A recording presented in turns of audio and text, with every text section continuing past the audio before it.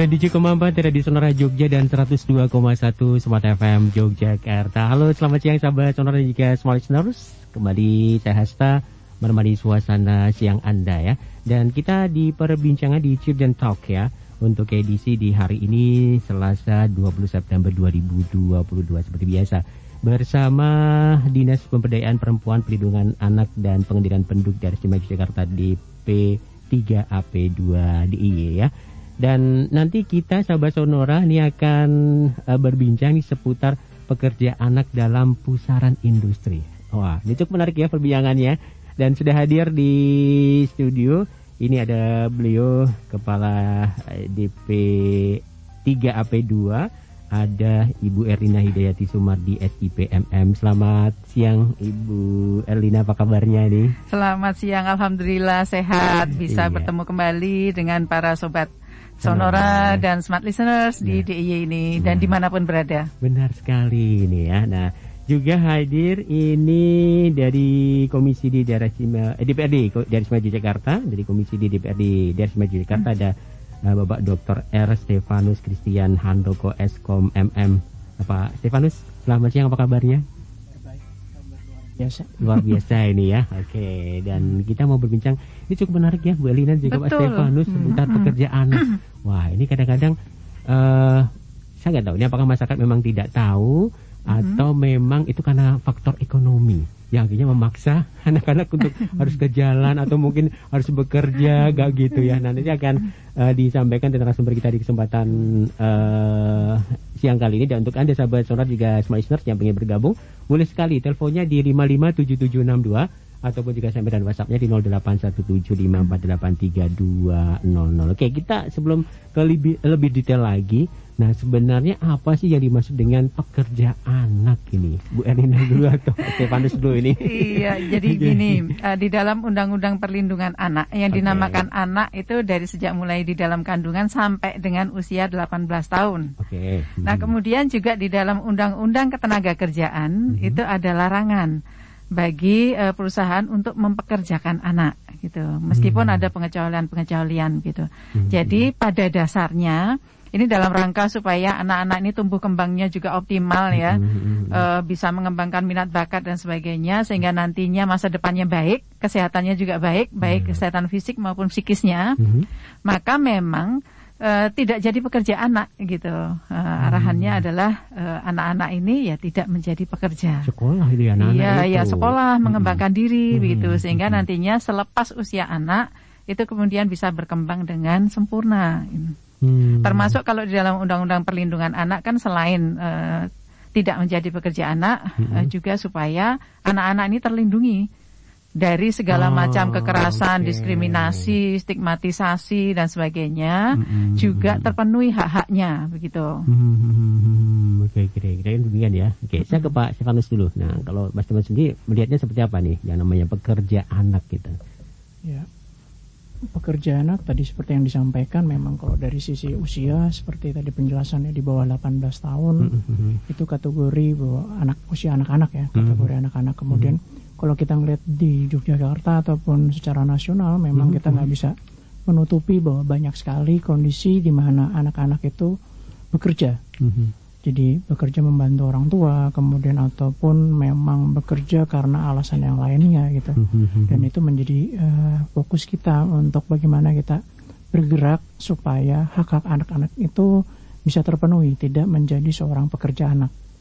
Jadi seperti itu Mas. Jadi kita nggak bisa menutupi bahwa kondisi lingkungan, kondisi kesejahteraan, kemudian latar belakang pendidikan orang tua juga mempengaruhi terhadap kehidupan anak, kemudian orientasi anak terhadap pandangan hidup di sekitarnya gitu. Oke. Nah, ini di awal sudah ada gambarnya seperti itu. Berarti ini dari sebelum usia 18 itu masih anak-anak ya? Iya. Artinya setelah itu baru boleh atau bisa diizinkan untuk bekerja atau seperti apa sebenarnya? Di dalam Undang-Undang Tenaga Kerja juga demikian. Karena kan di dalam pasal 68 yang disebutkan pengusaha dilarang mempekerjakan anak gitu. Meskipun di pasal-pasal selanjutnya kemudian ada pengecualian. Tapi untuk hal-hal tertentu yang khusus begitu. Nah, ini pengecualian hal khusus ini apa ini? Wah, ini kan jadi saya kejar nih maksudnya. Saya sudah ini tertarik ini gimana nih? Iya, jadi kalau kita baca ya di dalam Undang-Undang Nomor 13 tahun 2003 tentang ketenagakerjaan itu di bab 10. Itu ada perlindungan, pengupahan, kesejahteraan gitu. Di bagian ke-1 paragraf 2 itu mengatur tentang anak. Jadi di dalam ketenagakerjaan tapi mengatur tentang anak gitu, pekerja anak. Nah, selain yang pasal 68 tadi, pengusaha dilarang mempekerjakan anak, di dalam pasal 69-nya, itu dikecualikan. Di ayat 1 disebutkan dikecualikan. Bagi anak umur 13 hingga 15 tahun, itu bisa melakukan pekerjaan yang ringan. Sepanjang, jadi masih ada kalimat lanjutannya lagi. Gitu ya. Sepanjang tidak mengganggu perkembangan kesehatan fisik, mental, dan sosial. Nah, seperti itu. Jadi kemudian ada syarat-syaratnya. Jadi pengusaha kalau mau mempekerjakan untuk yang jenis pekerjaan yang ringan tadi, ringan itu bagaimana? Kemudian pengusaha juga harus ada syaratnya yang harus dipenuhi gitu. Kemudian juga di pasal 70, misalnya kalau tadi yang pekerjaan ringan ya, pasal 70 itu anak juga dapat melakukan pekerjaan yang menjadi bagian dari kurikulum pendidikan atau pelatihan. Ya mungkin seperti magang dan sebagainya itu ya, tapi magang di dalam perusahaan gitu. Nah itu juga diatur karena harus ada izin dari pejabat yang berwenang. Nah kemudian ada syarat-syaratnya juga. Ada yang harus dipenuhi oleh pengusahanya. Jadi sebetulnya semuanya itu sudah diatur demi untuk perlindungan anak di dalam ketenagakerjaan gitu. Ya ini semua ya karena bagaimanapun anak itu generasi ke depan yang harus sangat kita perhatikan gitu perkembangannya. Karena mereka ya nantinya akan berperan serta di dalam pembangunan gitu, mensukseskan pembangunan kita sehingga memang harus dipenuhi hak-haknya dan dilindungi tadi. Oke, ini jadi banyak pihak yang mestinya tahu nih ya, termasuk ketika hal-hal magang pun itu bagi penerima atau perusahaan yang menerima itu pun juga harus tahu ini batasannya masih kategori anak-anak atau seperti apa sih harusnya kayak gitu ya. Oke. Gimana, mau ditambahin lagi? Kalau menurut saya sih kata kuncinya eksploitasi. Iya, jadi kalau kita ngelihat bahwa ada peran anak di situ di dalam berbagai macam pekerjaan, tadi ada dijelaskan terkait dengan pekerjaan ringan, kemudian kalau itu juga dieksploitasi, jam kerjanya panjang, kemudian hak-hak yang lain juga tidak didapat, itu sangat tidak diharapkan oleh semua pihak ya.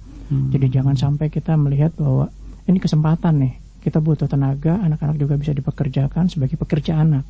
Padahal kita sudah melihat bahwa sesuai dengan aturan, kita tidak boleh ada pekerja anak kan, usia di bawah 18 tahun. Tapi ada, tadi disampaikan bahwa ada pasal-pasal tertentu dengan syarat-syarat tertentu. Tapi kita perlu menggarisbawahi bahwa eksploitasi tidak boleh. Nanti juga kan ada pekerjaan informal maupun non-formal. Kadang kita di masyarakat suka ngelihat ya, ada ibu-ibu punya rumah makan, kemudian yang ngasai, yang mencuci, yang mengelap itu ternyata anaknya. Jadi kita jangan saklek gitu, itu berarti pekerja anak nih gitu. Ibunya harus ditangkap karena melanggar undang-undang, melanggar perda dan sebagainya. Itu nggak gitu juga sih, ya kan gitu.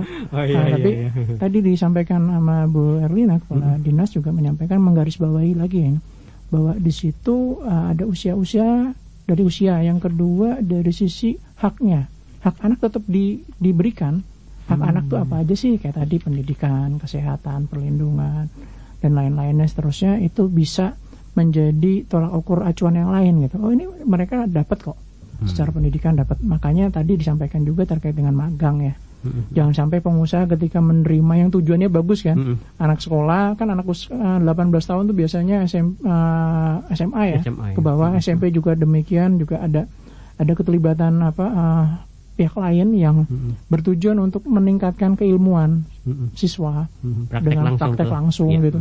Nanti jangan-jangan dijerat, itu perusahaan melanggar eksploitasi. Padahal tadi disampaikan juga tujuannya adalah bagaimana meningkatkan potensi yang bersangkutan gitu. Kayak misalkan dia nari di acara-acara event-event TV atau apa segala macam gitu kan, bisa juga. Atau magang di Sonora untuk jadi host gitu ya. Presenter.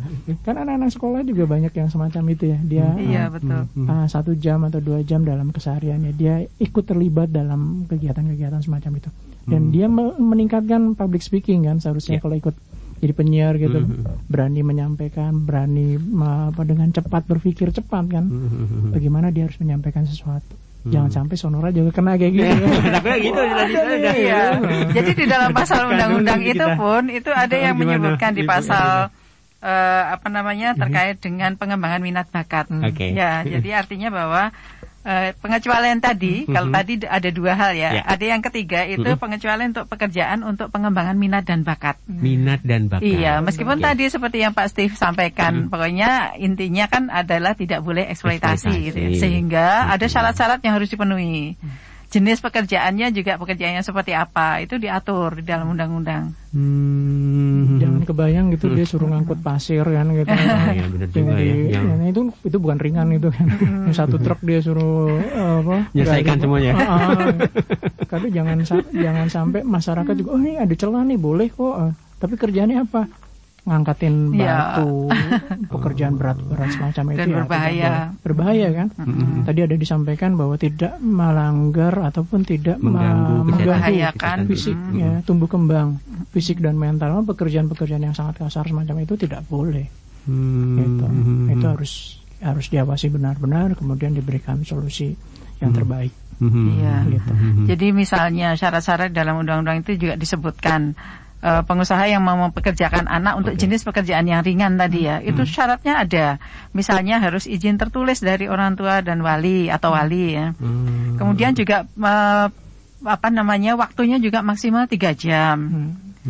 Perjanjian kerjanya juga dengan orang tua atau wali. Kemudian harus siang hari dan tidak mengganggu waktu sekolah. Jadi selain yang maksimal 3 jam, tidak mengganggu waktu sekolah gitu. Kemudian jaminan keselamatan dan kesehatan kerja harus terpenuhi, lalu adanya hubungan kerja yang jelas gitu, dan kemudian juga upah yang sesuai gitu. Ya itu semua diatur dalam undang-undang. Jadi tidak hanya kemudian boleh gitu karena ada pengecualian, tetapi bolehnya itu dengan batas-batas supaya tidak ada eksploitasi anak tadi dan supaya tumbuh kembang anak tetap bisa optimal gitu. Bolehnya itu tetap ada catatannya ya. Iya.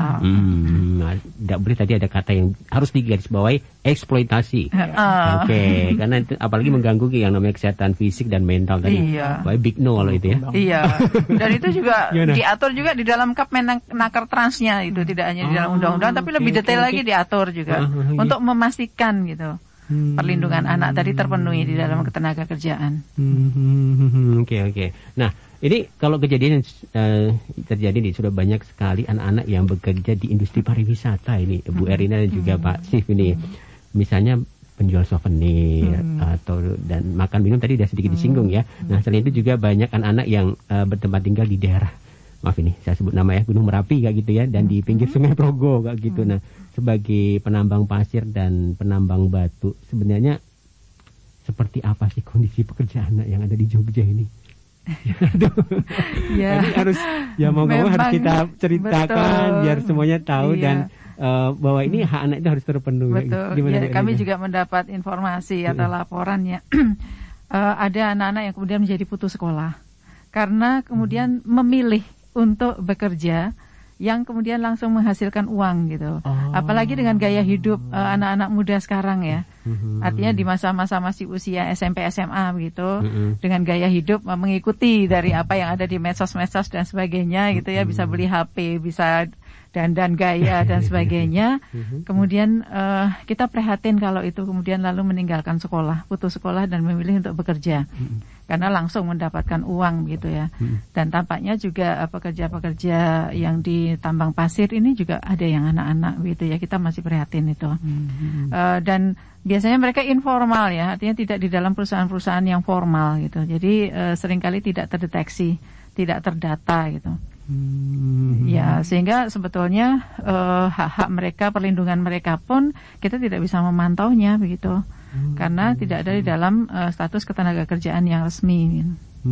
Mereka bekerjanya juga di sektor yang tidak terdaftar. Biasanya gitu, informal kalau selama ini yang kami tengarai begitu ya. Jadi banyak juga anak-anak yang dijumpai bekerja di toko-toko, misalnya di bengkel, di laundry dan sebagainya seperti itu. Pak Pak Steve, gimana lihat fenomena yang ada di Jogja ternyata masih ada gitu. Jadi ya memang kalau kita ngelihat datanya cukup banyak ya, ada 200-an lebih kasus kejadian semacam itu ya. Jadi ada anak-anak yang dieksploitasi, balik lagi nih kata-katanya, dieksploitasi untuk bekerja, bekerja menjadi pekerja anak di berbagai macam sektor ya. Tapi saya berharap ke depan ya ada pemahaman terhadap undang-undang, peraturan regulasi, baik undang-undang, kemudian peraturan ketenaga kerjaan, kemudian perlindungan anak. Karena kita juga punya aturan itu ya, di Perda kita punya ada Perda terkait dengan perlindungan anak, bagaimana hak anak itu diberikan. Jadi ini sebenarnya lintas sektor, Mas. Jadi tidak hanya dinas tertentu saja yang punya kewenangan bagaimana memberikan pelayanan yang terbaik untuk masyarakat secara luas, khususnya untuk anak-anak. Ada peran dinas sosial, ada peran dinas tenaga kerja, ada peran dari DP3P2. Jadi mereka memang berkoordinasi dengan cukup baik bagaimana memberikan solusi yang tepat untuk kondisi di lapangan. Jadi tadi ada pertanyaan, bagaimana dengan anak-anak yang jualan souvenir? Bagaimana anak-anak yang menjadi guide dan selanjutnya? Selepas dia tidak menjadi tenaga pekerja anak yang dieksploitasi, menurut saya sih tidak masalah. Ya nggak masalah, karena tadi catatannya bahwa 13-15 usianya masih diperkenankan, durasi pekerjaannya dalam kategori ringan, dan itu bisa menambah tanda kutip kemampuan dia, itu nggak masalah gitu kan. Kayak tadi bicara tentang souvenir, bisa jadi dia yang bikin, ya kan, kemampuan dia untuk membuat, berkarya, kemampuan dia untuk berinovasi, kemampuan dia untuk kreatif kan muncul di sana. Sejak dini dia sudah terlibat langsung hand on dengan kondisi di lapangan. Kemudian kalau bagaimana dengan lebih luas lagi pariwisata, kita bicara di Yogyakarta kan juga bukan domestik saja, tapi juga ada kunjungan dari mancanegara gitu kan. Di sana mungkin dia bertujuan yang tadi tour guide gitu segala macam, dia mengasah kemampuan untuk public speakingnya, kemampuan bahasa asingnya, kemampuan untuk wawasan yang lebih luas dan lain-lainnya. Kita harus coba memikirkan ke arah ke sana juga, tidak serta-merta dia itu pekerja anak, tapi kita harus melihat kasus dan kasus yang berbeda gitu, case by case-nya seperti apa di masyarakat. Tapi kalau untuk yang pekerjaan berat, saya sangat tegas sekali itu tidak boleh, itu berbahaya. Gitu ya, berbahaya sekali. Misalkan pertambangan itu bukan area yang bagus untuk tumbuh kembang anak-anak ya. Jadi usia-usia yang tadi kategori anak itu memang sebisa mungkin tidak bekerja di wilayah yang berbahaya bagi dia ataupun bagi orang lain. Kan nggak kebayang kalau tambang dia diminta untuk menjalankan eskavator, usianya masih muda, dia punya belum ahli, bukan buat dia sendiri tapi di lingkungan situ berbahaya kan, bisa nubruk kali atau yang lain, longsor dan seterusnya. Iya, itu juga di dalam Kepmenaker juga ada aturannya ya. Ada diatur nomor 235 itu tahun 2003 tentang pekerjaan yang membahayakan keselamatan dan kesehatan anak. Di situ juga disebutkan yang berhubungan dengan mesin, pesawat, instalasi dan peralatan-peralatan berat lainnya. Kemudian lingkungan kerja yang berbahaya baik fisik maupun kimia, yang biologis dan sebagainya. Lalu pekerjaan-pekerjaan di dalam konstruksi bangunan, jalan, jembatan dan sebagainya. Lalu pengolahan kayu yang pakai mesin-mesin ya. Lalu penangkapan ikan lepas pantai atau laut dalam itu kan juga membahayakan, termasuk di dalam pengolahan sampah yang tidak higienis dan sebagainya. Jadi diatur memang gitu, sehingga anak-anak tetap harus terlindungi. Kemudian juga termasuk Kepmenaker yang juga mengatur tentang pekerjaan terburuk bagi anak yang tidak boleh dilakukan. Misalnya perbudakan, jelas ya kalau itu dan sejenisnya. Lalu pekerjaan-pekerjaan yang terkait dengan pelacuran, kemudian pornografi, pertunjukan porno, mungkin ya, perjudian dan sebagainya, itu juga nggak boleh karena itu pekerjaan yang terburuk gitu. Yang ada kaitannya juga dengan nafsa itu juga nggak boleh. Jadi apapun yang membahayakan tadi kesehatan baik fisik, moral, sosial, kemudian juga membahayakan keselamatan itu nggak boleh. Tidak boleh ya. Iya. Oke. Sudah diatur ya jenis pekerjaannya itu seperti apa gitu ya Pak Steve. Iya, apa-apa yang tidak diperbolehkan. Apa yang boleh, berarti ini kalau tadi sudah disinggung sih penari, seniman anak. Itu boleh, karena boleh, itu ya? pengecualian untuk mengembangkan minat dan bakat tadi. Okay. Ya, jadi sebatas itu masuk di dalam aturan-aturan, ada syarat-syarat yang dipenuhi, ada hal-hal yang harus disediakan, itu diperbolehkan. Dan batasannya ketat. Tapi jangan yang model kayak stripping gitu ya, seni gitu kan dia. Oke, ya. Seniman, kemudian dia pinter acting dan dia disuruh sama orang tuanya, ya udah kamu ikut aja, ikut sinetron, tapi setiap hari stripping pagi sampai sore, itu jelas nggak boleh ya. Ya, kalau di dalam Undang-Undang Ketenagakerjaan bahkan itu diatur dengan keputusan menteri, Mas. Jadi meskipun itu dalam rangka untuk pengembangan minat bakat, tapi juga harus diatur begitu. Ya, supaya tadi tidak mengeksploitasi anak.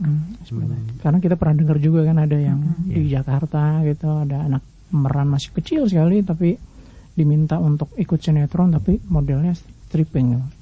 Jadi durasinya panjang, pengambilan videonya videonya juga cukup panjang. Itu kan kasihan anaknya di sekolah terbatas juga. Kemudian hak untuk dia bermain, bertemu dengan teman-teman dan seterusnya, untuk pengembangan psikologi, pengembangan mental dan lain-lainnya juga terganggu akhirnya. Nah, di Yogyakarta saya berharap tidak ada yang kucing-kucingan ataupun sembunyi model-model semacam itu. Jadi memang diatur juga terkait dengan pengawasan dan pembimbingan gitu di tempat kerja, ya. Oke, berarti termasuk mereka manajemen penyanyi anak-anak itu juga harus mengatur durasinya ya, kapan harus tampil tadi, walaupun dikejar tayang, mungkin ada album yang harus di launching kan tetap harus ini. Kalau sebagai pekerja anak di dalam undang-undang di bawah 13 tahun tetap nggak boleh, Mas. Iya. Jadi ada aturan untuk pekerjaan ringan itu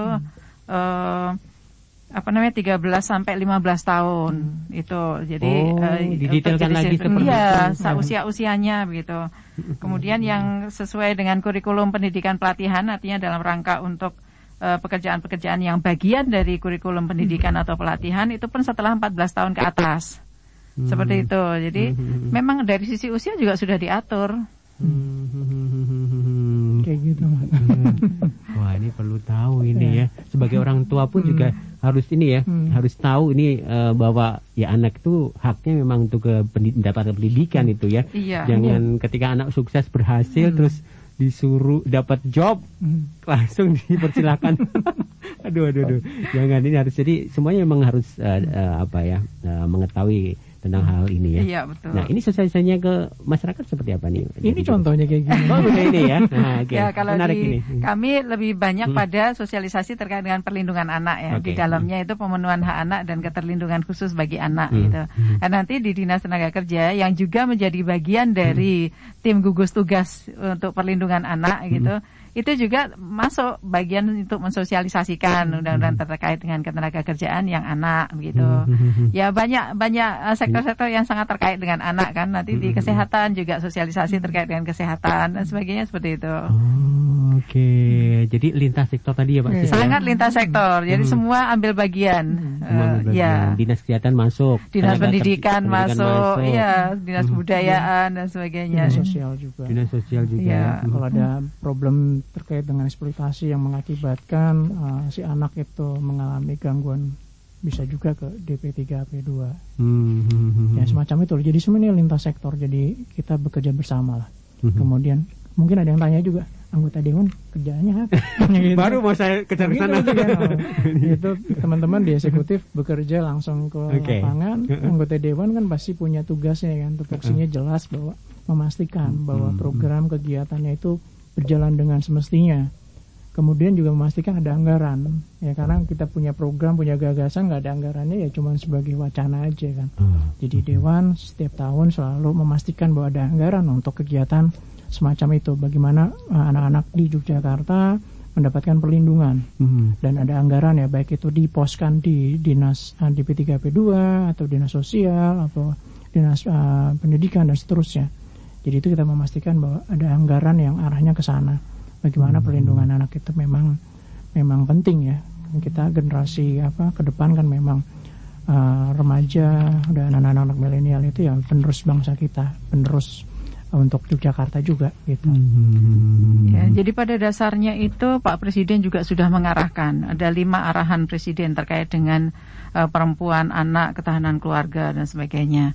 Dan dari 5 arahan Presiden itu 4-nya itu sangat terkait dengan anak gitu. Kalau yang arahan pertama tentang kewirausahaan perempuan ya, itu terkait dengan perempuan. Tetapi yang nomor 2 itu bagaimana peningkatan peran ayah dan bagaimana optimalisasi kerjasama antara ayah ibu gitu ya, orang tua anak gitu di dalam pengasuhan anak. Ini sudah tentang anak lagi ya. Kemudian arahan yang ketiga itu jangan sampai ada kekerasan terhadap perempuan dan anak lagi ya. Kemudian yang nomor 4 itu penurunan pekerja anak. Jadi meskipun tadi ada pengecualian, tetapi kan tetap diupayakan untuk diturunkan gitu ya, karena anak kan bagaimanapun harus mengalami pendidikan yang optimal gitu. Kemudian arahan yang kelima, pencegahan perkawinan anak lagi kan. Maka memang Pak Presiden ini sangat, artinya pemerintah kita itu sangat perhatian terhadap tumbuh kembang anak gitu. Ya, mari kita bersama-sama gitu untuk hal-hal yang seperti ini. Dengan apakah dengan apa tadi 5, yang 4 itu semuanya berkaitan dengan anak. Betul. Ini berarti di Indonesia masih banyak ya begitu. Iya, jadi kekerasan terhadap anak juga masih gitu kan, masih terjadi ya. Kita juga bisa lihat lah di berita-berita ya. Ya yang masih sangat memprihatinkan gitu. Perkawinan anak juga demikian. Juga, masih ada juga gitu. Pengasuhan yang tidak benar terhadap anak juga masih terjadi gitu. Pengasuhan yang tidak benar pada anak ya. Iya. Orang tuanya lebih asik belanja. Mas Steve, gimana nih dari hal tadi yang disampaikan Bu Erlina ini? Ya, kalau kita ngelihat memang dukungan semua pihak perlu ya. Jadi memang kita ada keterbatasan untuk melakukan sosialisasi sampai ke semua orang ya. Jadi orang punya pandangan yang sama bahwa kita tidak boleh mengesampingkan hak anak dengan alasan macam-macam, ekonomi lah, kesejahteraan dan seterusnya. Ya, saya berharap ke depan ya dengan program-program semacam ini ada pemahaman yang sama di masyarakat, di semua tingkatan ya, tidak hanya orang yang memiliki akses tapi juga kepada kelompok rentan juga mereka punya pemahaman yang sama bahwa anak-anak memiliki hak yang harus kita lindungi supaya tumbuh kembangnya dapat optimal. Dan ketika tumbuh kembangnya optimal, dipastikan dia bisa survive menghadapi kondisi persaingan yang sudah semakin ketat. Nah, kalau hak-haknya terpenuhi, salah satunya adalah pendidikan. Kemudian tumbuh kembang secara mental juga terpenuhi juga. Diharapkan ya mereka bisa bersaing dengan kelompok-kelompok yang lain gitu. Tidak hanya orang Jogja saja, tidak hanya orang Indonesia, tapi secara internasional pun anak-anak kita orang Yogyakarta bisa bersaing dengan optimal. Gitu. Cukup menarik, tapi sebentar ya, kita dulu ya, ini kita harus akan ada waktu nih ya. Karena saya jadi pengen tahu juga ini, karena kan anak-anak ini termasuk ya kategori yang cukup rentan terhadap kekerasan. Mungkin dari DP 3B2 ini pernah ada kasus yang ditangani kayak gitu, tapi nanti Bu ceritanya. Oke, tahan dulu, kita cocokkan dulu terhadap waktu ya Mas Steve ya. Nanti kita lanjutkan perbincangan kita. Dan untuk Anda sahabat Sonora yang pengen bergabung boleh sekali di 5577762 ataupun di 081754832000. Juga untuk Anda semua listeners yang baru mendengarkan program siaran ini di 102,1 Smart FM Yogyakarta.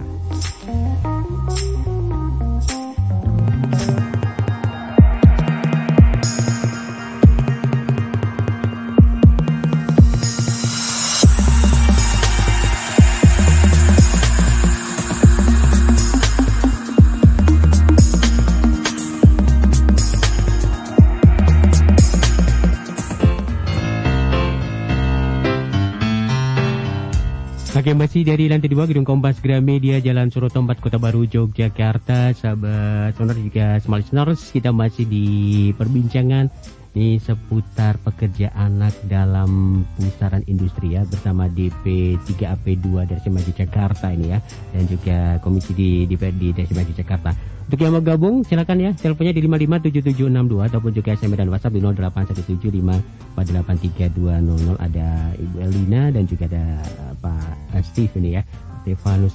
Sebelum saya bacakan WhatsApp yang sudah masuk ini ya, ini gimana Bu tadi pertanyaan kita sebelum kita break ini, apakah pernah ada kasus yang ada belum ya di dalam kasus-kasus kekerasan yang ditangani baik oleh kami di DIY begitu ya, P2 TPA Reksodiah Utami kami maupun UPT PPA yang ada di kabupaten kota, serta juga layanan-layanan korban kekerasan oleh LSM yang layanan kekerasan ya. Itu untuk DIY sendiri tahun 2021 itu kasus kekerasan yang masuk ya, yang ditangani maksudnya itu ada 1.235. Yang di antara 1.235 itu kasus anak-anaknya ada 418. Kemudian kalau tahun 2022 sampai dengan bulan ini ya, itu ada 654 kasus, di mana untuk kasus yang menimpa anak-anak itu ada 232. Ini baru sampai bulan ini ya, itu sudah ada yang kasus yang kami tangani yang terkait dengan anak itu 232, yang korbannya anak-anak. Nah itu juga termasuk angka yang tinggi ya bagi kita gitu, yang harus sebetulnya harus ditekan meskipun sudah ada upaya-upaya pencegahan yang masif gitu, tapi ternyata ya ada juga gitu kasus-kasus kekerasan terhadap anak.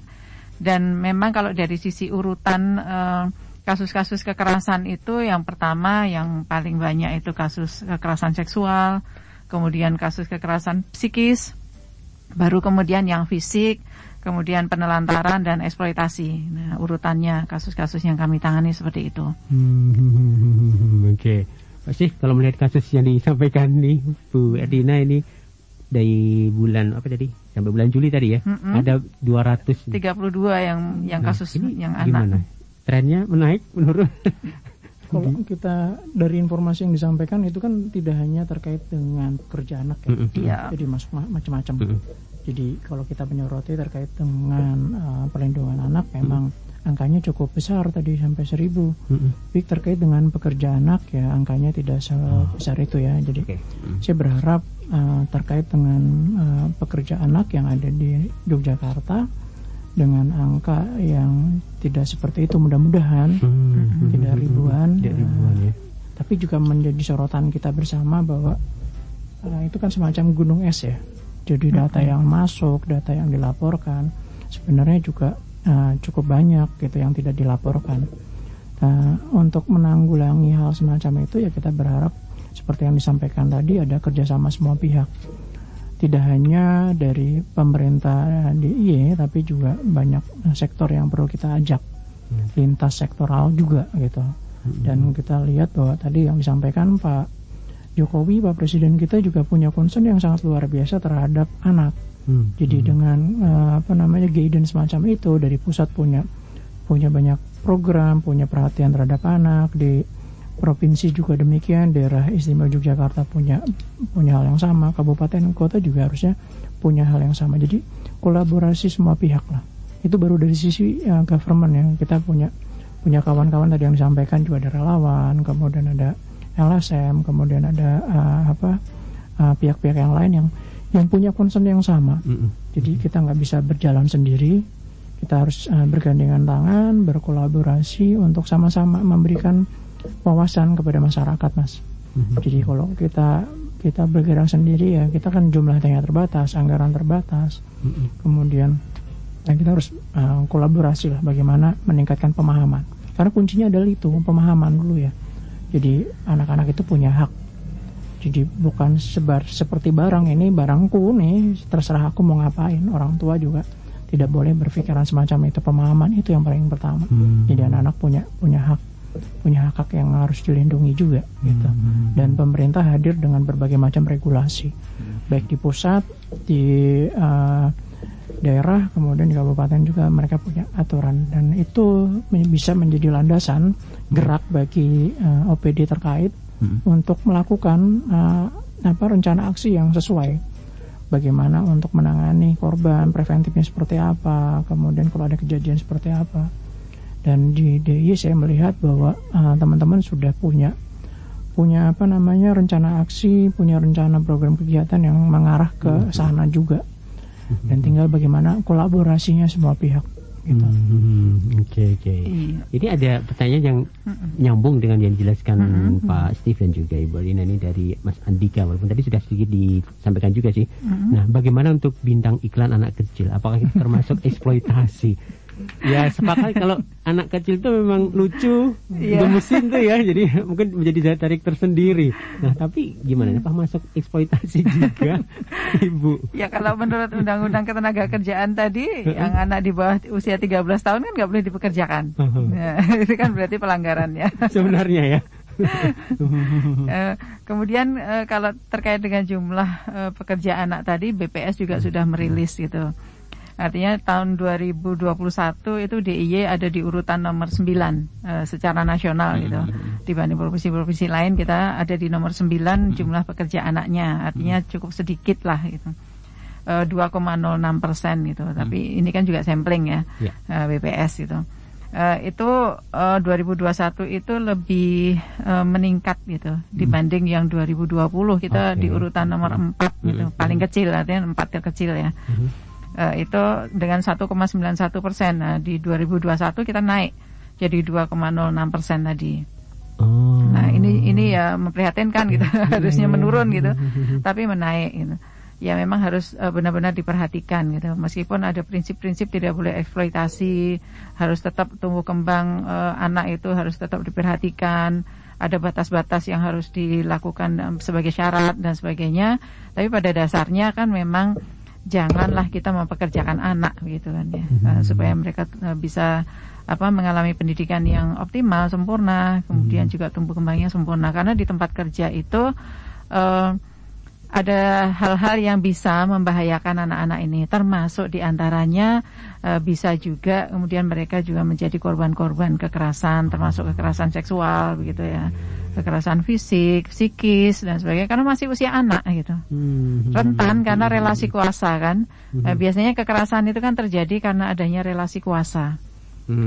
Sementara anak-anak ini ya jelas mereka ada di dalam kondisi yang rentan, yang tidak bisa memutuskan sesuatu secara sendiri juga gitu. Kemudian juga ada rasa ketakutan, kekhawatiran ketika harus menolak permintaan, menolak perintah yang sebetulnya membahayakan dan sebagainya karena relasi kuasa tadi. Relasi kuasa tadi. Iya, biasanya kekerasan terjadi karena relasi kuasa. Oke, gitu ya, Mas Andika juga sudah terjawab tadi dari pertanyaannya. Nah, saya kayak gini. Mereka yang bekerja itu karena faktor ekonomi. Betul, rata-rata seperti itu. Ekonomi yang tidak stabil, ya walaupun pekerjaan itu kan memang dilarang ya, Bu Erna dan juga Pak Steve ya. Nah, tetapi masih ada saja sektor informal ini yang masih memberikan kesempatan kepada anak-anak tersebut, yang artinya anak-anak yang bekerja itu adalah ilegal kan artinya. Nah, ini bagaimana nih pemerintah mengatasi hal tersebut? Langkah-langkah yang dilakukan apa ini? Yang jelas, ilegal tadi. Yang jelas begini, sudah ada undang-undang ya, undang-undangnya terkait dengan ketenagakerjaan maupun perlindungan anak tadi. Kemudian di masing-masing sektor yang terkait atau OPD yang terkait itu juga sudah ada sistem pengawasannya. Di Dinas Tenaga Kerja itu juga ada bagian pengawasan untuk industrial seperti itu. Di kami pun juga ada untuk pengawasan terkait dengan perlindungan anak gitu ya. Semua harus bekerja. Untuk itu. Ya, jadi pegangannya tetap aturan. Oke, pasti. Kalau saya kuncinya eksploitasi itu ya. Kalau misalkan itu nggak eksploitasi ya kita nggak bisa saklek ya. Kalau kita mau saklek kayak gitu ya, yang tadi yang saya sampaikan kayak informal. Kalau misalkan orang tuanya jualan warteg, jualan gudeg, jualan pinggir jalan ataupun di rumahan di mana itu melibatkan anak, keluarga ini bisa ditangkapin semua, kan karena melanggar aturan. Tapi kita harus lihat eksploitasi atau enggak. Itu berbagai macam alasan, entah ekonomi, peningkatan kemampuan dan lain-lain. Kata kuncinya yang harus dipegang adalah ada nggak eksploitasi di sana. Sebagai contoh, misalkan anak itu bekerja sama orang tuanya, ya di warteg lah contohnya. Apakah dia dari pagi sampai sore, kemudian malam dia harus belanja, baik lagi subuh gitu. Nah itu eksploitasi. Kayak gitu, nah itu nggak boleh. Tapi kalau dia hak-haknya dia pagi sampai siang, dia sekolah, kemudian dia masih ada waktu untuk berteman, mengembangkan kemampuan yang lain, kemudian kemampuan bersosialisasi, bermasyarakat, kemudian juga bantu orang tua. Menurut saya sih nggak ada masalah. Tadi kan kuncinya informal. Bagaimana hal informal di Yogyakarta? Yogyakarta terkenal dengan kota industri pariwisata. Bidang sektornya macam-macam kuliner, segala macam kuliner. kemudian industri kreatifnya juga melibatkan banyak usia ya. Tapi tadi garis bawahnya adalah eksploitasi. Kalau menurut saya kalau itu eksploitasi ya itu harus benar-benar ditertibkan. Tapi kalau masih sesuai dengan kondisi yang tadi hak-haknya masih didapatkan ya nggak masalah sih kalau menurut saya. Karena kita ngelihat jangan saklek dengan satu hal yang malah meribetkan semua pihak. Karena kita tidak bisa memberikan solusi ke masyarakat. Misalkan contohnya nggak usah anak-anak di rumah aja terus belajar tok titik. Apakah kita punya kemampuan untuk mendeliver bagaimana meningkatkan kemampuan si anak, tumbuh kembang si anak. Yang kedua terkait dengan kesejahteraan orang tua maupun anak. Nah, kita nggak bisa memberikan itu, tapi kita melarang semuanya menjadi memberatkan semua pihak. Jadi kita harus lebih bijak bagaimana memberikan guidance kepada masyarakat. Jadi kalau menurut saya sangat sangat cocok dengan kata eksploitasi itu. Jadi terkait dengan bintang iklan juga menurut saya kalau dia nggak dieksploitasi ya nggak apa-apa. Karena tadi ada kata kunci yang lain. Dia bisa jadi dia punya si anak itu punya bakat talenta yang memang orang tuanya bisa memberikan dorongan ke sana. Kayak contohnya kan kita ngelihat banyak atlet ya. Kalau kita nunggu dia 18 tahun kemudian baru dia main bola ya kan. Nah, kadang kala ada juga tadi tumbuh kembang anak secara fisik, mental, kemudian terkait dengan kemampuan talenta dia yang ditambahkan tidak hanya budaya, seni budaya, tapi juga kayak olahraga itu juga bisa jadi kalau kita salah kaprah dalam memandang itu kan jadi jangan-jangan anak disuruh latihan itu kemudian ikut olahraga profesional ya kan ada olahraga profesional basket ataupun bola dibayar ada sponsorshipnya bahkan e-sport juga ya kan dia dibayarin menghasilkan uang dianggap sebagai eksploitasi. Kita harus benar-benar bisa bijak supaya anak-anak kita juga mendapatkan perlindungan. Jadi kita semua punya pandangan yang sama sebenarnya. Kata kuncinya ada bagaimana anak itu bisa tumbuh kembang yang baik, tidak dieksploitasi baik secara ekonomi ataupun hal yang lainnya. Hak-haknya tetap terpenuhi. Hak-haknya harus terpenuhi semua. Jadi kalau di dalam undang-undang itu juga ada diatur pekerjaan-pekerjaan yang dikecualikan tadi, yang pekerjaan ringan tadi, ada syarat-syarat yang harus dipenuhi, yang A sampai G tadi itu juga ada pengecualian untuk anak-anak yang bekerja di usaha keluarganya. Ya, misalnya kalau syarat-syaratnya tadi kan harus ada izin tertulis orang tua wali, itu kan berarti nggak usah karena itu di keluarganya. Kemudian perjanjian kerja, itu di keluarganya berarti nggak perlu. Waktu yang maksimal tadi 3 jam tadi karena bekerjanya di usaha keluarganya, yaitu kemudian bisa diatur sepanjang itu tidak melanggar undang-undang perlindungan anak gitu ya. Ya. Belajar ya. Iya betul. Dan yang lain-lain tadi pengawasan termasuknya pengawasannya oleh orang tuanya sendiri gitu karena itu di usaha milik keluarga gitu. Itu juga ada diatur seperti itu. Oke. Kita break lagi karena masih ada jeda ini nanti kita lanjutkan. Tadi sebenarnya sudah disinggung juga berkaitan dengan peran pemerintah untuk menghadapi semuanya itu. Nanti mungkin bisa dijelaskan lebih detail lagi karena ini tidak cuma dari DP 3AP2 saja ini yang punya peran untuk menurunkan pekerjaan yang terus tambah, tapi lintas sektor tadi. Nah, nanti seperti apa penjelasannya akan disampaikan di kesempatan siang kali ini.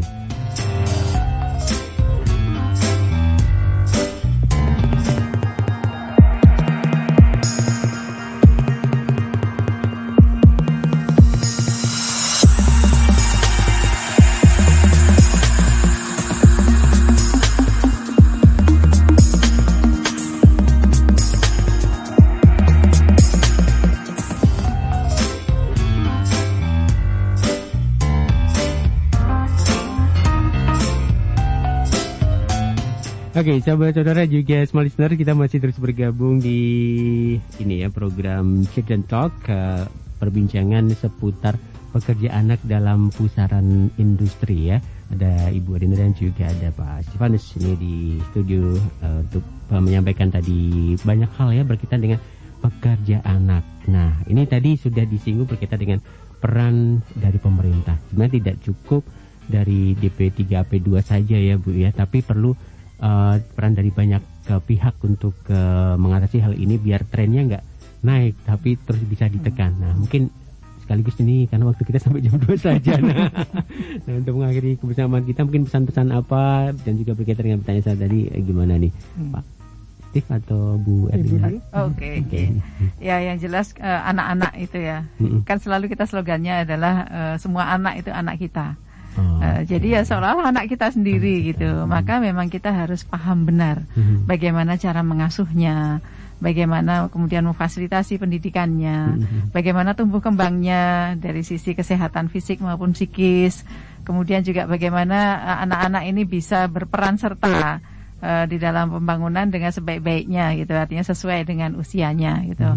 Kemudian juga kita harus melindungi dari kekerasan, harus juga melindungi seandainya anak-anak itu anak-anak yang berkebutuhan khusus, yang memerlukan perhatian khusus dan sebagainya. Semua pihak itu harus berperan serta, termasuk diantaranya adalah ya unit-unit usaha ini, baik itu perusahaan, kemudian yang informal dan sebagainya. Sehingga di masa usia anak di bawah 18 tahun ini ya semaksimal mungkin, seoptimal mungkin kita mengembangkannya. Kalau tidak perlu untuk menjadi pekerja anak ya nggak usah gitu ya. Tetapi bila kemudian ada hal-hal yang di dalam rangka untuk mengembangkan minat bakat anak, keterampilan anak, kompetensi anak itu diperlukan, itu toh diatur juga ya di dalam peraturan gitu. Diperlukan ya diperbolehkan dengan syarat-syarat yang ketat tadi sehingga tidak mengganggu, tidak membahayakan gitu ya. Keselamatan, kesehatan fisik, mental dan sebagainya tadi dan sosial tadi. Anak-anak tetap harus bisa berkembang dengan sempurna, bisa bersosialisasi dengan teman-temannya, dengan masyarakat dan sebagainya. Sehingga nanti besarnya setelah lepas usia 18 tahun itu bisa punya masa depan yang baik. Karena di bawah usia 18 tahun ini memang masih usia-usia yang rentan gitu ya. Usia-usia yang belum bisa berpikir secara dewasa. Usia-usia yang masih ada kekhawatiran untuk mengutarakan kepentingan kebutuhannya. Bahkan ketika akan ada potensi menjadi korban kekerasan, itu tidak mampu menolak dan sebagainya. Itu masih usia-usia anak. Sehingga memang semua hal harus kita penuhi, harus kita lindungi itu di masa usia anak. Itu pentingnya seperti itu. Memang semua pihak harus berperan. Semua pihak harus berperan ya. Iya, karena itu tadi semua anak-anak kita. Oke. Terus Bu, kalau misalnya terjadi hal-hal atau mungkin masyarakat pengen tahu aturannya seperti apa sih, itu bisa diakses di mana atau melapornya kemana? Silakan. Jadi kami pemerintah pun sudah memfasilitasi atau menyediakan layanan-layanan aduan. Gitu ya, bisa ke telekonseling sahabat anak dan keluarga Tesaga DIY gitu ya. Yang semua medsosnya main gitu, ada semua gitu. Mau pilih yang mana tinggal googling aja Tesaga DIY gitu. Mau curhat apapun, mengadukan apapun. Kemudian kalau itu aduannya sudah mengarah pada kekerasan, nanti akan dirujuk ke layanan kekerasan. Jadi masuk ke Tesaga bisa, atau langsung ke layanan kekerasan di Reksodia Utami juga bisa. Googling aja Reksodia Utami gitu, atau UPT PPA-nya kabupaten kota yang paling dekat gitu ya. Itu semua akan dilayani. Baik itu terkait dengan pendampingan psikologis, pendampingan hukum, kemudian pendampingan dalam rangka untuk kerohanian dan sebagainya, itu dilakukan. Termasuk kalau sudah ada kekerasan yang memerlukan untuk tindakan medis juga bisa dilakukan, didampingi juga dan digratiskan semuanya. Gitu. Jadi kalau anak-anak mengalami kekerasan, jangan ragu untuk mengadukan. Wah, itu ya yang perlu ditekankan juga, jangan ragu untuk mengadukan ya. Oke, baik, Pak Steve. Nah, ini sebagai legislatif ini, dari legislatif seperti apa mau yang peran-peran yang pesan-pesan yang mau disampaikan ke masyarakat semuanya ini? Jadi terkait dengan pelindungan anak, terkait dengan pekerja anak sebenarnya sudah sangat diatur oleh berbagai macam aturan, baik di nasional dengan undang-undang, terkait dengan peraturan kementerian, perpres dan selanjutnya di provinsi, di daerah istimewa Yogyakarta, bahkan sampai di kabupaten kota juga sudah memiliki aturan-aturan yang menjamin perlindungan anak. Dan kita perlu kerjasama dari semua sektor agar perlindungan terhadap anak itu bisa terjamin dengan baik. Tidak hanya terhadap kondisi pekerja anak, tapi juga terkait dengan hal yang lainnya gitu. Jadi kegiatan-kegiatan untuk melakukan sosialisasi terkait dengan aturan itu penting. Dan buat sahabat Sonora yang sudah mendengar, mungkin juga sudah menyimak, kita juga berharap mereka juga menyuarakan yang sama untuk melakukan perlindungan terhadap anak dan memiliki suara yang sama untuk menjamin bahwa tenaga kerja anak ini tidak ada di Yogyakarta, karena memang kita harus fokus bahwa anak-anak harus memiliki bisa mengakses hak-haknya mereka untuk tumbuh kembang yang lebih baik. Jadi pesan saya seperti itu aja. Jadi kita harus bisa kerjasama semua pihak, baik dari pemerintahan, eksekutif dengan legislatifnya maupun masyarakat secara luas. Oke. Gitu Mas. Baik. Kalau ngobrol kayak gini perlu waktu yang lebih panjang lagi. Okay. Bicarakan anak itu banyak hal yang menarik. Lintas sektor, ya. Benar-benar lintas sektor gitu kan. Jadi memang kalau 1 jam kayaknya kurang. Oke, berarti perlu dibikin episode lagi nih. Oke, Ibu Erlina Hidayati Sumardi SIPMM dari DP3P2. Terima kasih Ibu. Sama-sama. Semoga cukup bermanfaat apa yang disampaikan tadi. Ya, amin. Kemudian juga Bapak Dr. R. Stefanus Christian Handoko Eskom MM Komisi di DPRD Daerah Musik Jakarta. Terima kasih Bapak. Semoga juga bermanfaat apa yang disampaikan tadi ya. Dan juga terima kasih kepada Anda sahabat Sonora dan juga semua listener yang terus mengikuti perbincangan ini hingga tuntas ini, dan terima kasih untuk kebersamaannya. Selamat siang dan selamat mendengarkan program-program kami selanjutnya. Sampai jumpa.